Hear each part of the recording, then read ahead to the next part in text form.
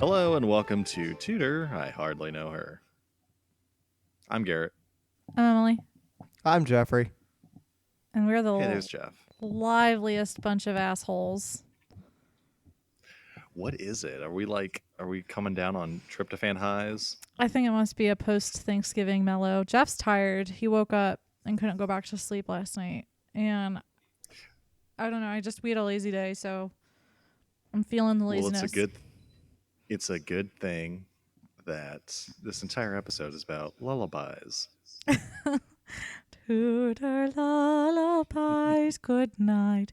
Actually, it's funny you say that because while I was researching one of our subjects today, the poets of the day and age wrote him lullabies. I think it was James V. Okay, wait. Before we get talking to today's episode, there's been something I've been wanting to talk to you about. Okay. There's been something tutory I've been wanting to talk about, and I've saved it. Okay.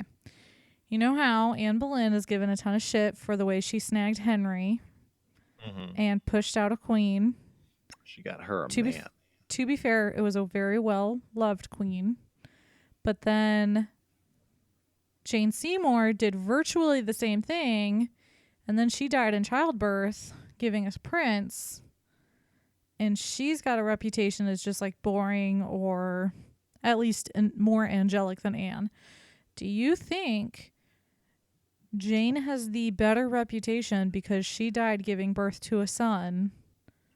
Like if Anne had died giving birth to a son, do you think she would have been given the better reputation?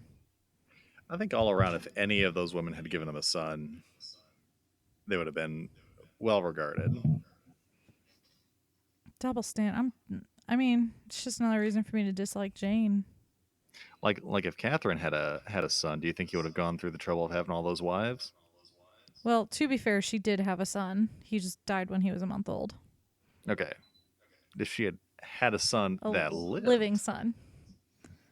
I mean, no, but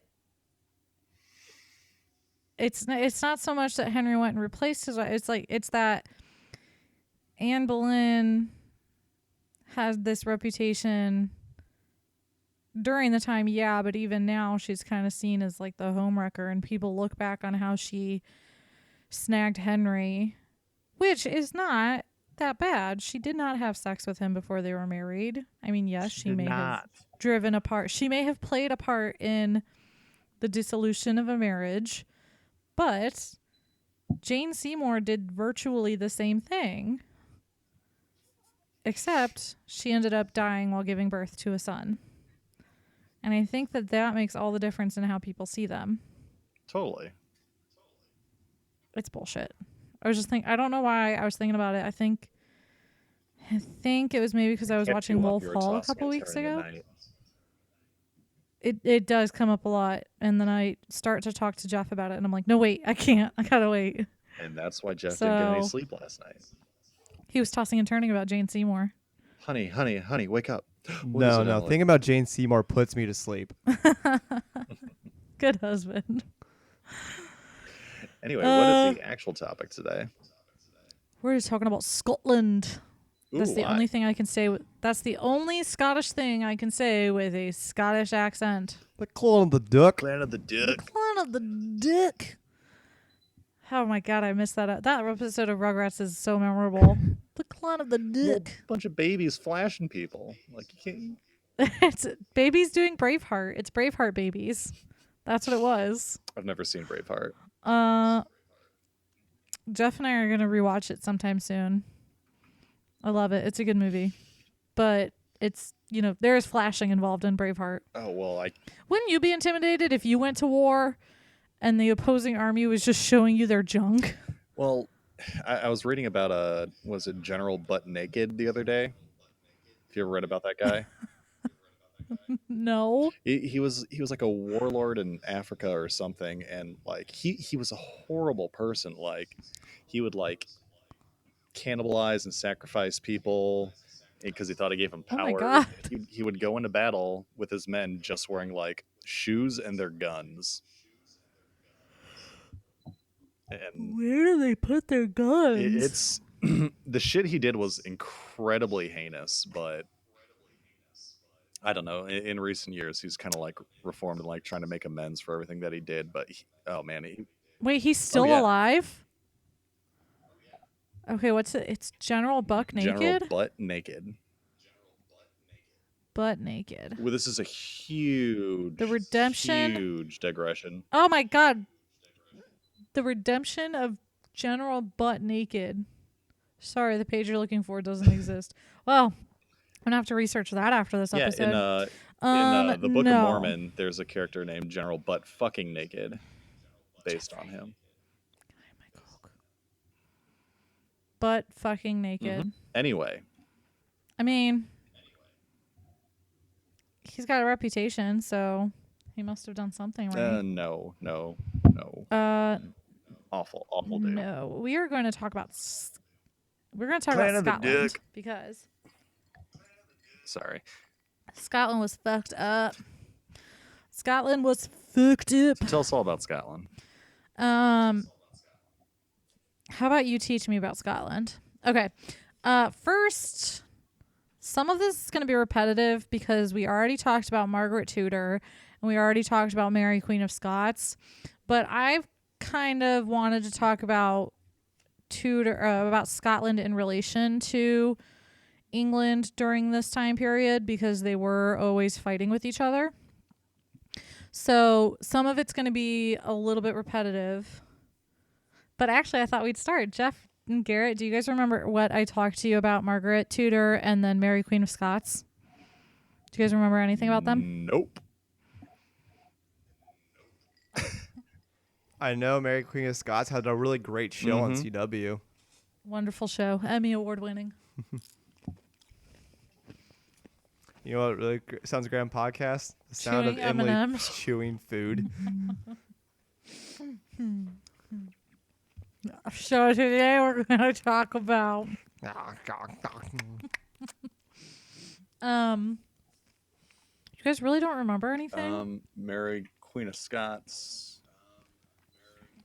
Great Scots. She I had really the don't remember. guy who died because he just got hit in the head. There was a house explosion. Good job, Jeffrey. Her cousin really didn't like her. And her cousin killed her by accident, quotations. How was that by accident? Because she didn't intend for the letter to be sent for the execution. She wrote it, but she didn't have meant for it to be actually sent out. Man, Jeff, you're paying attention. Wonder I married you.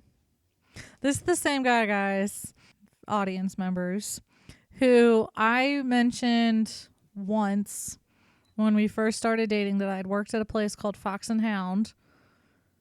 And years later, it came up in conversation, the restaurant, and I was like, oh yeah, I worked there. And Jeff goes, yeah, when you were 17. It was just really weird that he remembered it. So he's got a good memory. He never forgets our anniversaries or anything. And then there's Garrett, who doesn't remember anything. I really do. I've got horrible memory. That's okay. We still love you. That's why we do this podcast. We're actually just going to start recycling episode topics soon. And you'll be like, wow, this is brand new information. I mean, if we repeat them enough. Actually, there are a couple episodes I want to maybe redo. Just because. Well, we can be get to fun. that later. But Yeah.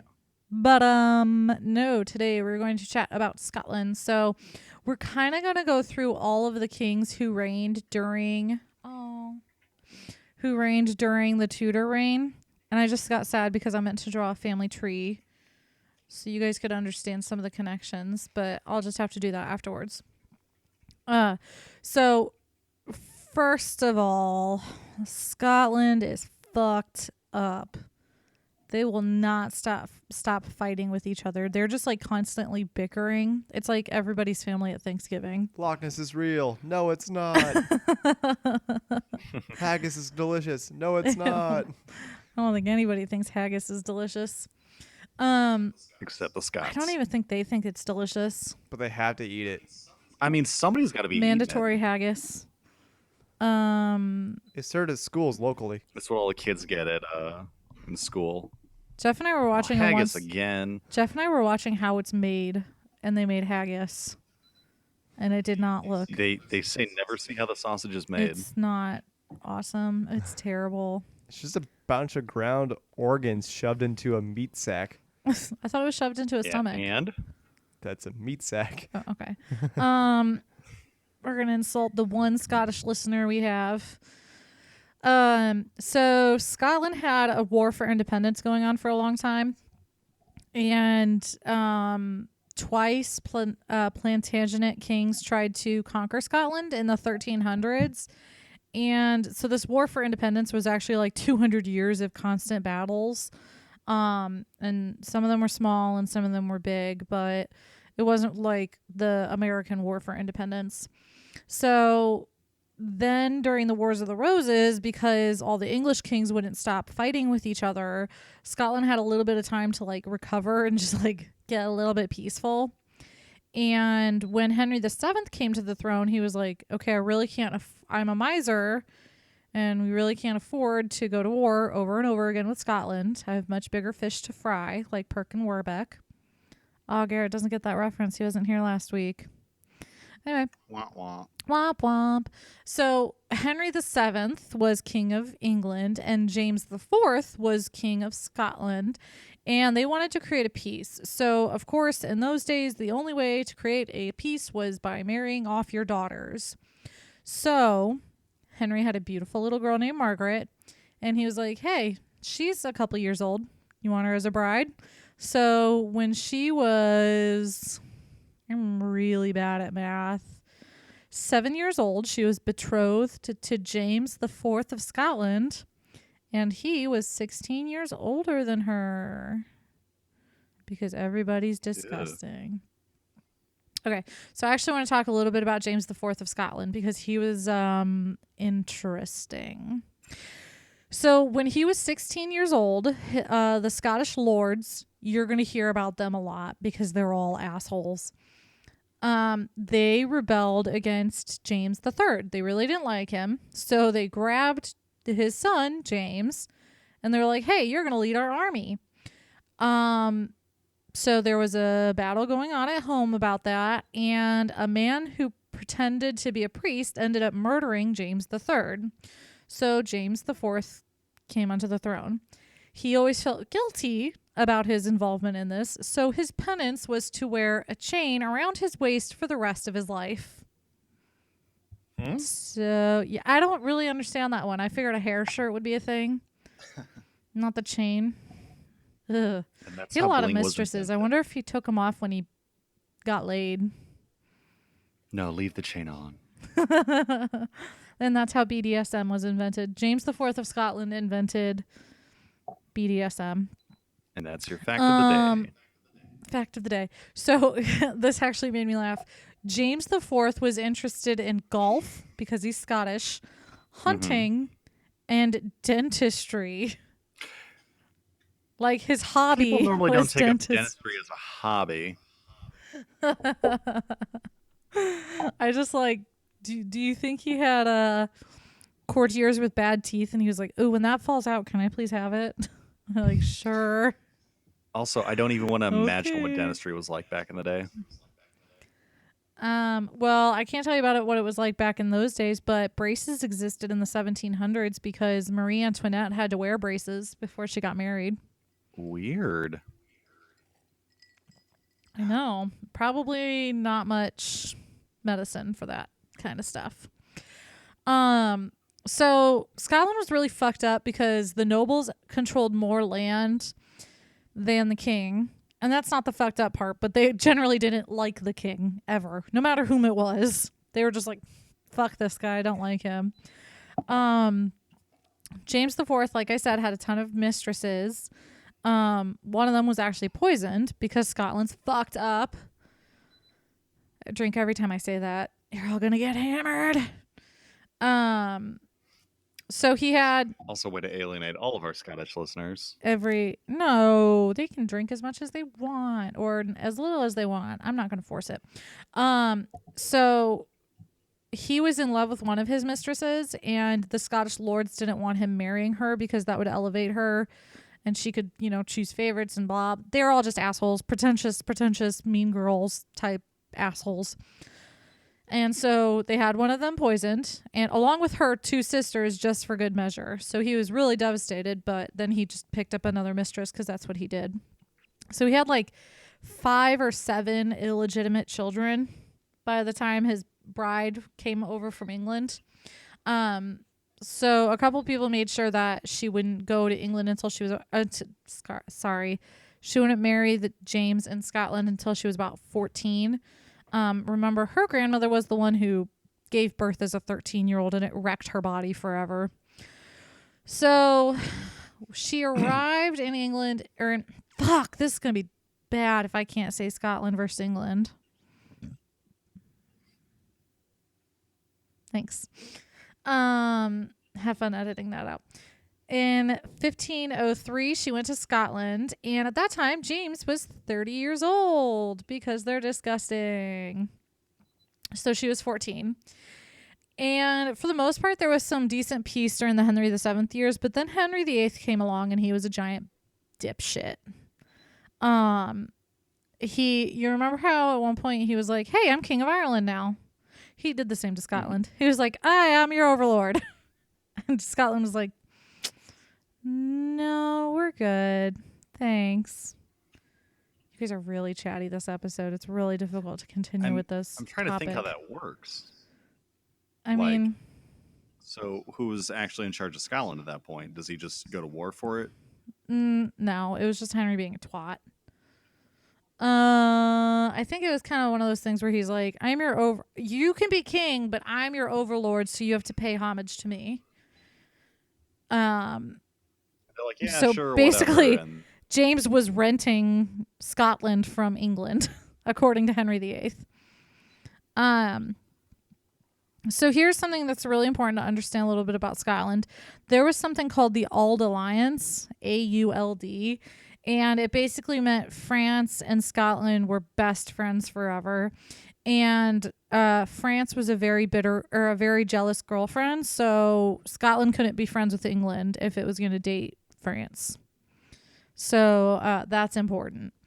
So when Henry VIII went to war against France in 1513 or so, 1513, Scotland was like, "Hey, you can't fuck with my boyfriend," and they invaded England.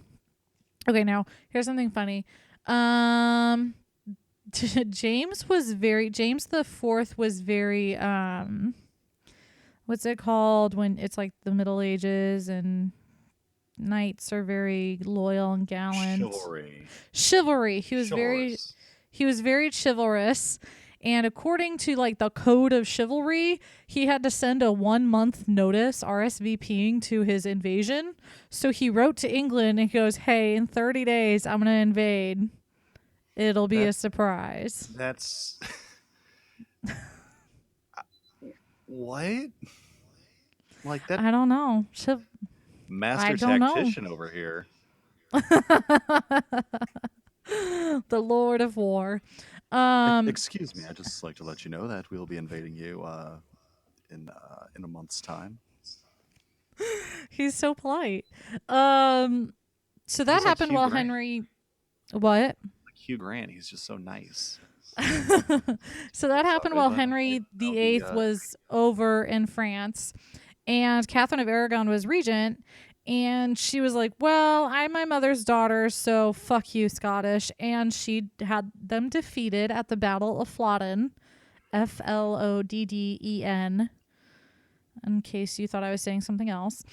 And in that battle, King James IV was killed. So it technically was her brother-in-law. It was Henry VIII's sister's husband. So Henry VIII made his sister a widow. Way to go. Sorry, honey, but they were Scottish. Oh, funny fact. Apparently, after the battle, the armor of the Scottish casualties was sold on the field. So I'm just totally picturing like an auctioneer standing to the side of the battle waiting for it to be over. And then he like drags his podium into the middle with his little gavel and he starts handing out signs. He goes, all right, who wants this one? Hey, piece of armor, piece of armor, piece So- of armor. Hey, we got a piece of armor, piece of armor. Hey, piece of armor, 35, 35, 35, 35, 40, 40, 40, 40, 40, 40, 40, 45, 45. Sold. So Catherine took King James the Fourth. Well, I mean, she didn't physically take it, but she had his bloody coat, the one he was murdered in, sent to Henry VIII, and she's like, "Honey, look what a good job I did while you were gone." And Henry was like, "Cool, babe." So Margaret Tudor, the sister, luckily had given birth to a son. She'd actually had quite a few children, but only one of them had survived. She had an infant son. His name was James, of course. And he was only 17 months old at that time. So he became king, but a committee was formed to rule in their names. So then, because England sucks, or Scotland sucks, motherfucker, this is going to be a difficult episode. If you're listening at home, drink every time Emily gets it wrong. Everybody's going to be waterfalling. I think I'm wrong about all this. So because Scotland sucks, all the nobles started fighting with each other. So some of them wanted Margaret as the regent because she was pro-English, but then others who were pro-French wanted the Duke of Albany as the regent. So there was some bitter infighting that was going on in that time, and Margaret wanted an alliance with someone named Archibald Douglas. He was the Earl of Angus. And actually they ended up getting married. So it was fun. Oh. And that kind of made Scotland, that kind of forced Scotland to make the Duke of Albany, the pro-French guy, the regent. So it's really annoying because I got confused because I was going from Albany to Angus and Angus to Albany, so I couldn't remember who I was writing about. Sorry about that, guys. And then because she had secretly married the Archibald Douglas Archie, she had to surrender custody of her son James. Oh, I'm sorry. She did actually have a second living son. His name was Alexander, and he was younger, but ultimately didn't matter because he was killed when he was a child. So when she was pregnant with Douglas's son, she ran off to England to escape the craziness of Scotland. And she gave birth to a daughter named Margaret, and she is relevant later. So, oh yeah, I know we've talked about this.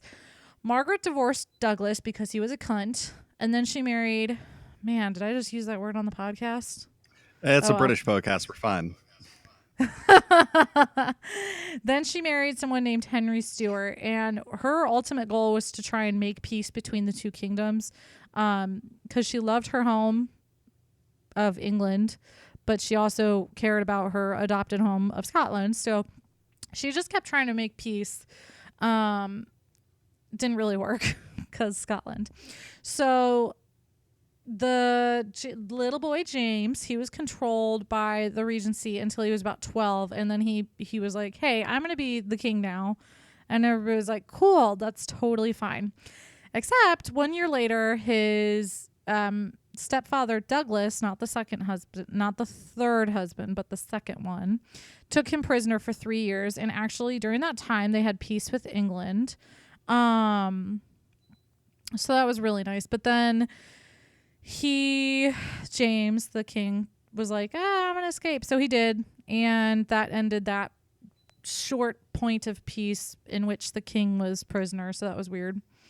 And he was very religious. He didn't tolerate any heresy. So he persecuted Protestants, and he was very pro-Catholic. And this was all during around the time of Henry's craziness with the monasteries, where he just kept throwing them to the side. So, in 1541, Margaret had tried to arrange a meeting between her brother and her son, between Scotland and England, where she was making some peace. And it actually went pretty far. Henry, because he loves his tapestry so much, had them sent ahead of the meeting.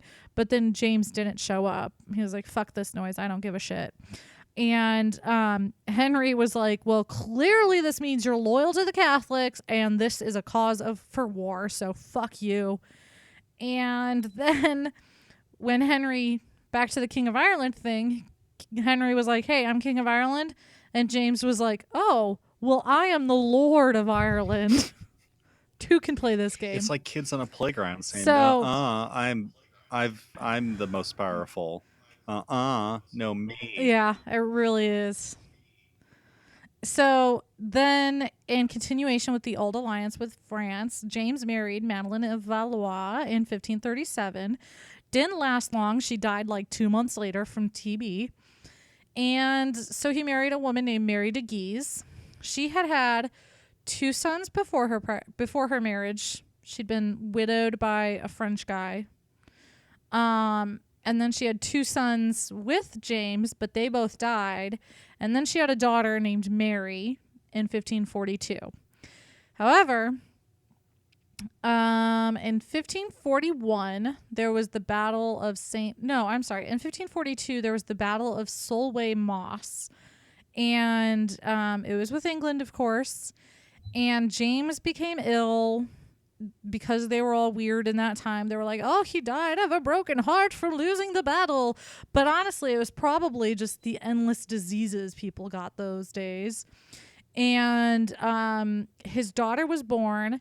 6 days later, he died, and she became queen at 6 days old.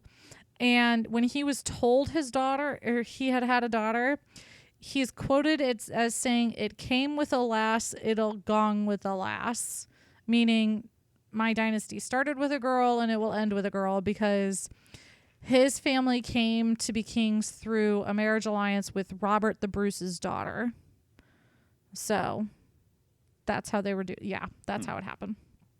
So then, because the queen was 6 days old, there was another regency. And this part is definitely going to be stuff we've touched on before, but I don't want to skip it all just because it's still interesting. Henry VIII suggested a union between their countries by marrying Mary to his son Edward with the Treaty of Greenwich. Said it right that time, motherfuckers. Oh, wait. Didn't somebody tell me I pronounced Marquess wrong? Marquess? Okay, Marquess? I swear somebody told me it was Marquis. Oh, that might have been me. It's not. It's Marquess. That's correct. And you want to know how I know? No, Marquis is Marquis. That is Marquis. That's the French one. Marquess is the British, and that is correct because Downton Abbey told me so. Whatever. That show's not even real. Fuck you. It's very real. Highly recommended. So that followed. So the Treaty of Greenwich with Mary and Edward getting married, that would have meant Mary comes over when she's 10 and Henry VIII basically raises her in England, and it would unite the countries with their children, blah, blah, blah. And then a cardinal who was Catholic rose to power, and he liked the French, so he said, fuck you to England. And then the rough wooing occurred. And if you guys remember, that's when Henry VIII was like, she's going to marry my son. And then he burned Edinburgh to the ground. And Mary was moved to a castle to hide. And then in 1543, she was crowned. That cardinal was murdered by Protestant lairds. So some places call it a laird, L-A-I-R-D, and some call it a lord. And I feel like I should have looked it up at the time. Scottish laird. I mean, I just figured it was the way that it was a lord. A laird is a generic name for the owner of a large, long-established Scottish estate, roughly equivalent to an esquire. Becoming lord, laird, or lady. Mm-hmm. Ooh, you can buy a lairdship. How much? Hey, let's go to Scotland. ScottishLaird.co.uk. Oh, this website is terrible. It's not real. Get out of there. I'm like, go, get out. Okay, so then Henry VIII died, and Mary had gone to France, and she was like, hey, I'm going to marry the Dauphin, and everything will be simpatico. So she went and lived in France for a little while. She ended up being Queen of France because her father-in-law got jousted in the face, if you guys remember that. Mm-hmm. Remember, right through the eye hole. Oh. And yeah, not a good way to die. Blah blah blah. Skimming through my notes. Okay, so then when Mary the First of England died, her in-laws were like, no, she's a Catholic and Elizabeth the First isn't legitimate, so Mary is the Queen of England. And so in France, they saw them as the King and Queen of France and the King and Queen of England. And then, because there was craziness going on back home, that's where Mary de Guise was. Mary de Guise was Mary of Queen of. There are too many Marys, for fuck's sake. Mm-hmm. Mary, Queen of Scots' mother, was back in Scotland, trying to keep things calm for her daughter. And wasn't working too well because there were Protestants who were in Scotland and were like, I just really want to be a Protestant. And the Catholics were like, no, fuck you. So the Protestant lords actually invited English troops over to Scotland. And they're like, hey, could you invade for us? And France couldn't come over and help because there was a Huguenot uprising. And just everything went to shit. So ultimately, France and England made a treaty. And they're like, hey, we'll both stay out of England or out of Scotland for now. Emily got it wrong. And France ended up recognizing Elizabeth I's claim to the English throne. Mary, Queen of Scots, of course, didn't and was very upset. So then her husband died and more crap went to shit for her. She had to go back to Scotland, a country she hadn't been to since she was 5. And the country was seriously divided. So under her father, it was incredibly Catholic, and he tried to keep it as Catholic as possible. But during her quote unquote reign, where she was over in France, the Protestants rose up and it was really divided. Her illegitimate half brother was actually the leader of the Protestant faction. So when Mary got back there, she was actually pretty tolerant of all the Protestants. And I know we talked about that during the episode we talked about her with. But there were tons of rebellions because they sucked. And she would put them down, but her real focus was not so much on ruling Scotland. It was really on gaining the English throne. So she was desperate to be named as Elizabeth's heir, but Elizabeth wouldn't formally do it. She's just like, well, I won't write it down, but we have, like, she'd do the winky, like, yeah, you're not quote unquote the heir. You got what I'm saying? Because for Elizabeth, it was all about fear. She was afraid that if she named an heir, then people would be like, well, we got somebody better, so let's just off this queen. So then Mary needed to get married. So Elizabeth got involved. She actually recommended Lord Robert Dudley, who was her favorite. And that didn't end up working out. But eventually, Henry Stuart ended up marrying the Queen of Scots, and they were first cousins, which is disgusting. It was, do you remember Yes. Margaret Douglas, who had who was the daughter? Okay. It was her son. So it was another grandchild of Margaret Tudor. And so they got married. And Elizabeth was pissed because Darnley was technically an English person. Thanks, guys. I'm really good with the words today. And he was her cousin, so he would have needed her permission, but they didn't really do it, and it didn't really matter. So they got married, and things still sucked because nobody liked Darnley. He was a giant bitch. There was more rebellion. her illegitimate half-brother led another group. Oh, this one's funny. Her half-brother led a group of Protestants in rebellion against Mary, Queen of Scots, and Mary, Queen of Scots led a group against her half-brother. They never engaged in battle, and they just kind of chased each other around Scotland for like a year. And I totally just imagine that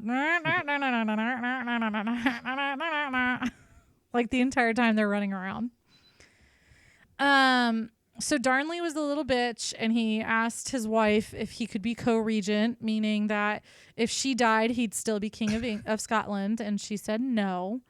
And he ended up being jealous of her private secretary, and so he conspired with the Protestants and murdered the guy right in front of her when she was pregnant.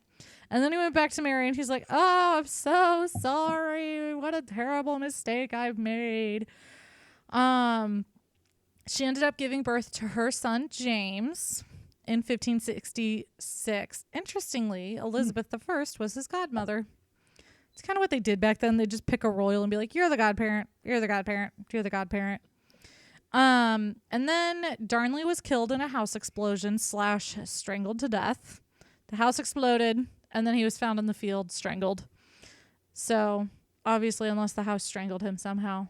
Ooh, Paranormal Activity. The Tudor times. Ooh. That's the next episode. Strangled by the explosion. So the rumor was that Mary, Queen of Scots, was actually involved in the murder of her husband as vengeance for having her secretary murdered in front of her. So Elizabeth actually wrote to her and said, quote, "Men say that instead of seizing the murderers, you are looking through your fingers while they escape." So she's saying, maybe don't let people think this and start looking for the murderer. So in 1567, Mary, I'm changing her name. It's no longer Mary, Queen of Scots. It is Janet. Janet, Queen of Scots. I'm just really tired of saying Mary over and over again.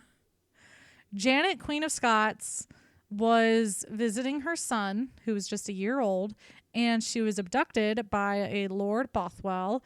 There's a possibility she was okay with this, and a possibility she wasn't.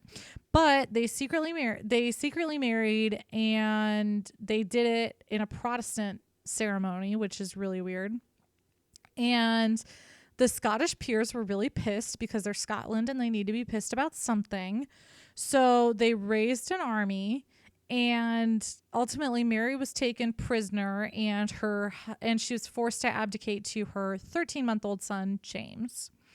The husband, by the way, who had kidnapped her and forced her to marry, was exiled and went insane and died. So I guess that's justice. So then her son, James VI, was anointed as king. And as I said, he was only 13 months old. So this is another infant ruler. And he was brought up as a Protestant. In his youth, Mary had escaped imprisonment, and her half-brother, the one who kept leading rebellions against her, was assassinated. And she went over to England hoping for help, and we all know that didn't work out too well. So James had quite a few regents, and at some point, when he got older, people rose in favor that ended up having power just because James really liked them. And one of those was a man named Lennox. He was the first cousin of his father's, and there are some rumors about that. One quote about him is that he went about to draw the king to carnal lust. So there's a possibility something was going on beyond friendship, which is totally fine. No judging. But the Protestant earls didn't like it, so they kind of tricked James into showing up at some place they were all at, and then they locked him in, and they basically preached until he cried, and they forced Lennox to leave Scotland. So that wasn't great. But then when James VI actually gained control of his government, he created a pretty effective one, and they had peace for a good long while. amongst the lords. Like from 1584 until 1603, there were very few lords being assholes. And during this time, there was a lot more peace with England. So Elizabeth obviously was way too old to be carrying a child at this point. So people kind of accepted that she wasn't going to have a child. And James was the only possibility as an heir. So they signed a treaty with England, kind of keeping the peace. But then also Elizabeth executed his mom. So that was a little bit awkward. But then James also agreed to help England against the Armada if it came to it. Now, personally, back to that whole James might be interested in men thing, he always preferred male company, although he did end up marrying a woman named Anne of Denmark in 1590, and they had 3 children. Henry, who died when he was 18, Elizabeth, and Charles, who would succeed him as Charles the First. So, James the Sixth is the reason witch hunts ended up becoming popular, is the only way to say it. So he went to Denmark, where his wife was from, and they had started doing witch hunts then, and he took an interest in it, and so he brought that practice back to Scotland. And there was a Witchcraft Act of 1563 that was passed. And James attended the first major witchcraft trial and personally supervised the torture of women accused of being witches. So he kind of sucked. Yeah, what the fuck? Yeah, he's fucked up. Don't really know why he was interested in it, but because he brought us to Scotland and then he ultimately ended up being the King of England, that's where the witchcraft thing all started. And then it came to America. So you can thank our good buddy James for that one. So then near the end of Elizabeth's life, Robert Cecil, her her BFF, was secretly corresponding with James so that whenever he did become king, it would be a really smooth transition. So on March 24th, Elizabeth died that morning, and then that afternoon in London, it was announced that James would be the king. And he left April 5th. He promised he would return every 3 years, but he definitely did not return to Scotland because he was quoted as saying, "It's like swapping a stony couch for a feather bed," when he traveled through England. Mm-hmm. So he really didn't like Scotland too much, apparently. He had his coronation on July 25th. And there were a couple of plots to get rid of him and put his Catholic cousin on the throne. They didn't end up working. This was the guy who had the gunpowder plot against him, in case you don't know that. So he wanted to ultimately unite both Scotland and England as one country. He didn't want double parliaments. He didn't want double governments. He wanted it all as one. And he ended up assuming the title, the King of Great Britain, in 1604. The English said he's not allowed to put that on official papers, but Scotland was like, hey, do whatever you want. We don't give a shit. So he ended up bringing an end to Anglo-Spanish wars. And he did have issues with Parliament that trickled down to the reigns of his child and grandson, so those didn't work out too well for him. But back to that James might be gay thing, there was a saying going around during that time, and it was, Elizabeth was king, now James is queen. Damn. So there were guesses about what he was doing even back then. I know. And then he tried on Elizabeth's lipstick. No, I don't know. But he ended up dying March 27th, 1625. Holy crap, that was a lot. So those are the reigns of the Scottish kings during the Tudor times.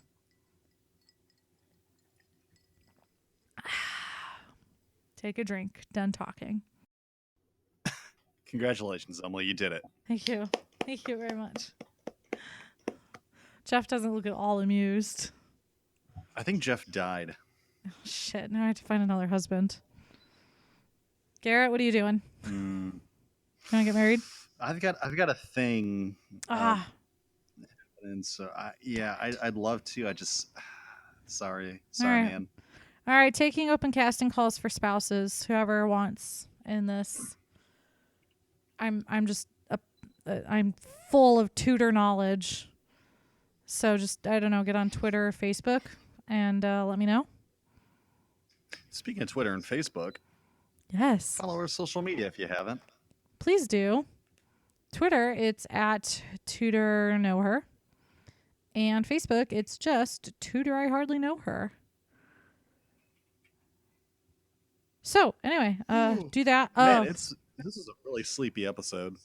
It is a sleepy episode. We're all very sleepy, though. So, I mean, I hope it's still interesting. Hopefully. Oh yeah, I think so. You know what? Next week we're gonna come back, and it's gonna be all the loudness and cock jokes and digressions that you could ever want. That's always what happens. God, maybe I can I speak feel next that week that's too. what this podcast is more about than the Tudors themselves. Cock jokes. I mean, for me anyway. For Alright, me, it's the so- Tudors. For you, it's the dirty jokes. I think that's it. Rate and review us on iTunes. Yeah, do that. Okay. So until next time.